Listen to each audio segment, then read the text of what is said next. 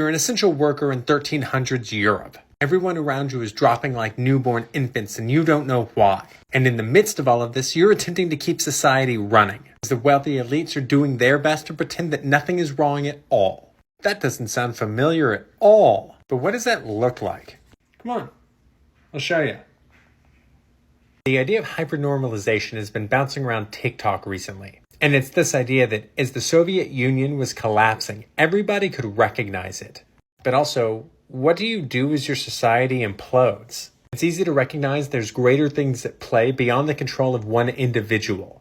Trends and forces, we might call this in history. And responses can vary, and they certainly do in this circumstance. But a common one is to go about your daily life as if everything is exactly the same. And that's super easy to do when you're rich. Because while a lot of these rich folks might have seen a lot of people going the way of the dodo, and that was certainly an inconvenience. If this was not in fact the end of the world, everything would go back to normal. Their place in society was assured, not by them necessarily, but by the grace of God. If God didn't want me to be a noble, I wouldn't be a noble. But hey, look, I am a noble. Since God is eternal, so is my nobility. So as half the population of Europe is being Thanos'd out of existence, the nobles are just as sloppy as ever. Some of these things are just kind of tone deaf, like the insistence on continuing jousts. And one of the things about medieval culture is it's kind of alpha bro, because these knights have to justify their existence somehow. Initially, they were here to protect you from invading Vikings, but there are no more Vikings. So instead, they have to protect you from other knights. And if there are no wars going on at the moment to protect you from, well, a knight sitting around doing fuck all isn't very useless.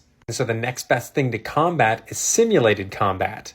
And so big tournaments would be held to show who the best knight in the land was. And the more grandiose a tournament you held and the bigger a prize you gave, the more successful and by extension blessed you looked. And these jousts could be extravagant, lasting at least a week, sometimes 2. It was the sporting event of the Middle Ages. But hosting these fuckers costs money, not to mention the feasts afterward. And going to these things wasn't cheap either.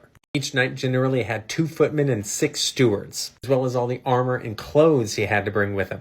Both parties could easily bankrupt themselves doing this, but to not do it, it kind of reminds me of the plantation system of the antebellum South, where you're an elite member of this failing economy. But instead of acknowledging that and changing something, you double down and throw even more lavish parties, showing that everything is A-okay. Also like Chairman Mao exporting wheat during the Great Leap Forward. But we're all over the place. In addition to the joust itself came the feasts, or just feasts in general. And these things could be over the fucking top. I'm going to do a deep dive on medieval society later because it's fascinating. But some of the shit that these people ate is absolutely ridiculous. Some of it sounds awesome, like some of the wild game.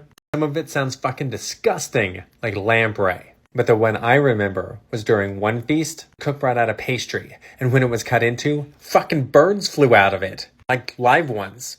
Fluttering willy-nilly around the feast hall. Shitting on everything. That's creative if nothing. We can laugh at that stuff because it's ignoring the problem, but it's not suppressing it. However, the fact that so many people are dying is going to have a negative effect whether you like it or not. And so what does power do with inconvenient facts it cannot ignore? It suppresses them. If everybody else won't pretend this problem doesn't exist, you make them. Some cities made it illegal for anybody to wear funeral clothes except for the widow of the deceased. You can't have everybody walking around in funeral clothes all the time. That shit's depressing. Yeah, kid, I know your mom just died, but buck the fuck up. But the big issue facing everybody is labor shortage. Because with less labor, those who are around to work can ask for more. You guessed it. But it turns out wealthy people do not like giving out more money, ever, for any reason. In England, they pass a law freezing wages at pre-plague levels. Essentially, the nobles of England stick their fingers in their ear and pretend that half the labor force did not just disappear. The remaining are still just as eager to work after seeing all of their loved ones evaporate. Elites being out of touch with the common worker, expecting them to continue to work regardless of external circumstances on frozen wages. I'm glad we fixed that problem. Anyway, what do the English decide to do? Till next time.